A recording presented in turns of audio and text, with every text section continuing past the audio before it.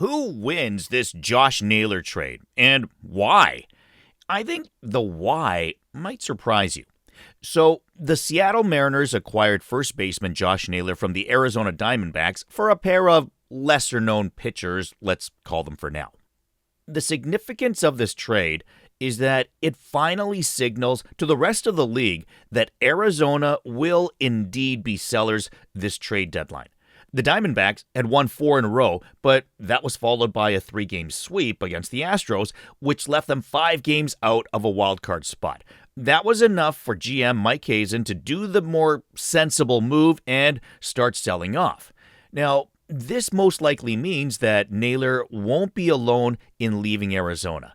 Expect Lourdes Gurriel, Zach Gallen, and Merrill Kelly to follow him out the door, possibly with some lesser talked about names as well. They, too, are set to reach unrestricted free agency, so, hey, yeah, it makes sense for Arizona to get something for them now if they're not going to help them reach the postseason anyways. What about the Mariners? Why Naylor and why now, a few days still before the trade deadline? Clearly, the biggest need for Seattle over the last few years has been an impact bat. So much so that players like Cal Raleigh said so publicly to the media in previous off seasons.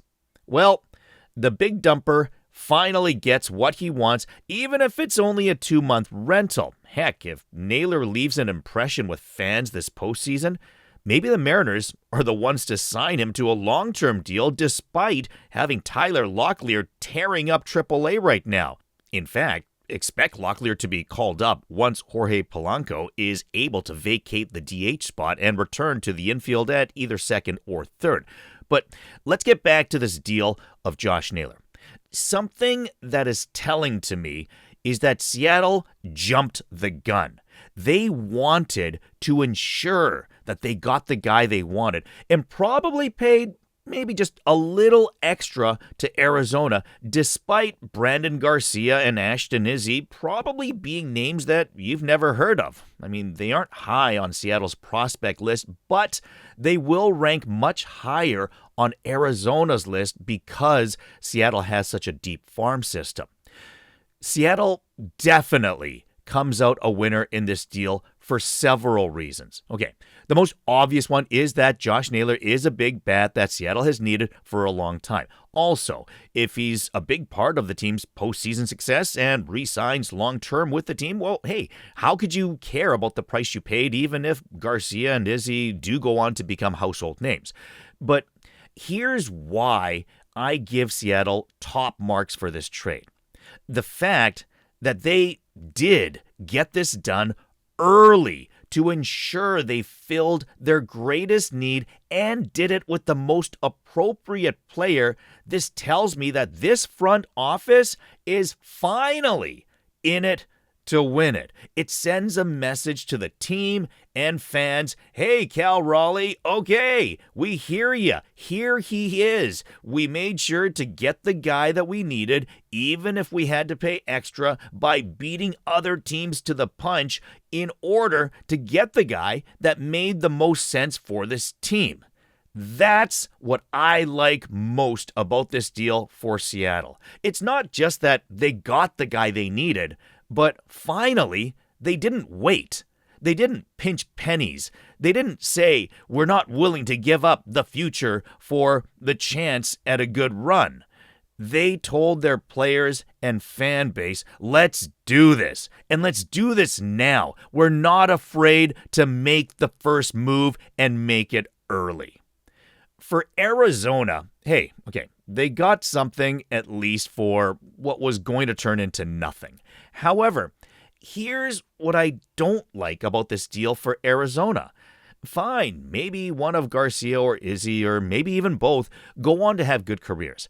But don't forget that Arizona didn't get Josh Naylor for nothing.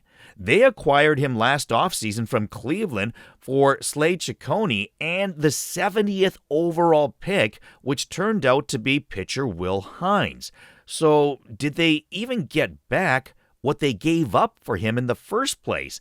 And was this their intention all along when they acquired Naylor in the offseason that, yeah, I mean, if things went south, that they would just cut bait and then be in need of a first baseman going into next season anyways? Because trust me when I say, Arizona now has no one worthy of being their starting first baseman next season, either on their roster or in their minor league system. So they'll now have to spend in free agency. And who knows, maybe they'll be the ones ending up plucking Naylor back from Seattle in the offseason, but it doesn't look good regardless. So in the end, Seattle clearly wins this deal, not because they beat the Diamondbacks in the negotiation. They win this deal because their fans and players are now going to be most pleased with it, while fans of the Diamondbacks will be left wondering if what they got will ever even be better than what they gave up in Naylor and in what it took to acquire him originally. But what do you think of the trade? Leave your comments below, especially if you're either a Seattle or an Arizona Diamondbacks fan. And don't forget to subscribe to the channel to get more content on all things baseball.